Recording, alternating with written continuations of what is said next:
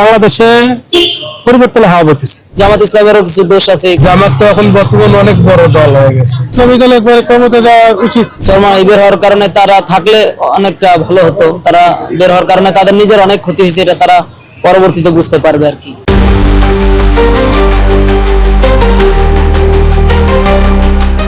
বাংলা নিউজের মত বিশেষ আয়োজনে সবাইকে স্বাগতম। সাথে আছি আমি আজবার রাজ।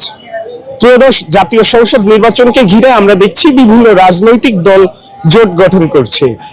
ইসলামী দলগুলো জামাতে ইসলাম সহ 11টি দলের একটি জোট গঠন করেছিল। সেই জোট থেকে বের হয়ে এসেছে ইসলামী আন্দোলন বাংলাদেশ। সাধারণ ভোটাররা এই জোট থেকে ইসলামী আন্দোলন বাংলাদেশের বের হওয়াটা কিভাবে দেখছে সেটি জেনে আসবো আজ।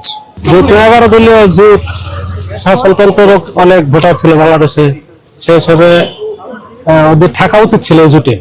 এখন ওরা যাতে একটা ঘাটতি থাকতে পারে, তো বাংলাদেশে পরিবর্তনের হাওয়া বইতেছে। বাংলাদেশের মানুষ চায় পরিবর্তন। এখন সেই পরিবর্তনের হাওয়ায় নতুন দল হিসাবে বাংলাদেশ জামাতে ইসলামী আশা করি ভালো করবে সামনে। কারণ সবাই বাংলাদেশের গ্রামে গঞ্জেও দেখা যাচ্ছে যে পরিবর্তন চায়। বাংলাদেশের গ্রামে গঞ্জের মানুষও এখন ওই যে প্রচারণায় বিশ্বাসী না, তারাও একটা পরিবর্তন। তার কারণ ওই বিগত সরকারগুলোর শাসন বা দেশ চালনা পদ্ধতি এটা দেখছে সবাই। এখন সবাই নতুনের দিকে দাবিত হতে চাইতেছে। ক্ষতি আমি মনে করি না, তার কারণ মানুষ অলরেডি স্থির করে ফেলছে কাকে ভোট দিবে না দিবে। এটা অলরেডি একটা মনে করবো দায় রচনা হয়ে গেছে। অপেক্ষা খালি শুধু নির্বাচনের দিক, নির্বাচন কবে সেটাও কিন্তু অপেক্ষা করতেছে মানুষের।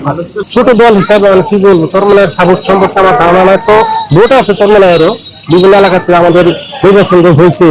বিশেষ করে আমার বাড়ি হলো গাজীপুর জেলা, ওখানে পুরো নির্বাচন সিটি নির্বাচন এগুলোর মধ্যে দেখা গেছে যে ওদের একটা মোটামুটি ভালো ভোট পাইছে। সেই হিসাবে ওদেরও একটা ভোট আছে। তো মনে হয় না যে ওরা এককভাবে কোনো ইয়া করতে পারবে, ভালো করতে পারবে। তাদের উপর প্রভাব পড়বে, তারা বের হওয়ার কারণে তাদের অনেক ক্ষতি হবে। আর জোটের উপরেও কিছুটা প্রভাব পড়বে। আসলে জামাত আর চরমনাই বের হওয়ার কারণে তারা থাকলে অনেকটা ভালো হতো। তারা বের হওয়ার কারণে তাদের নিজের অনেক ক্ষতি হয়েছে, এটা তারা পরবর্তীতে বুঝতে পারবে আর কি।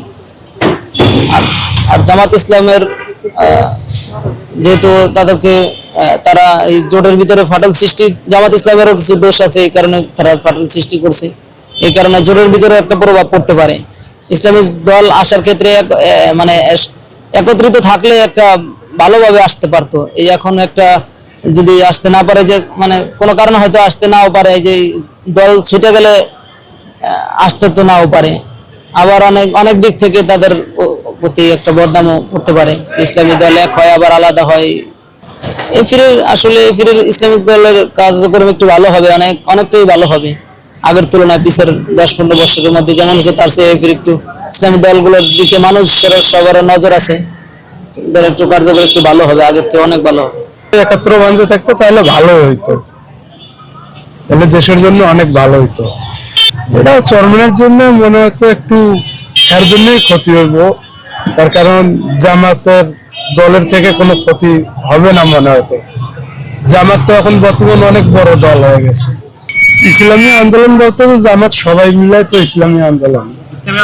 96 সালে ভোট দিতে গেলাম, ভোট দিলাম। 2001-এ ভোট দিতে গিয়ে আমরা ভোট দিয়েছি। তারপরে যে ভোট দিয়ে একবার গেছি বলে ভোট দেওয়া হয়েছে, এরপরে থেকে আর আমরা কোনো কারণের মধ্যে ভোট দিতে যাইনি। তাহলে ইনশাল্লাহ এই সামনে নির্বাচন হবে, যে সুস্থ নির্বাচন হয় আবার ভোট দিতে যাবো। আর যে সুস্থ নির্বাচন যদি না হয় তাহলে ভোট দিয়ে কি হবে?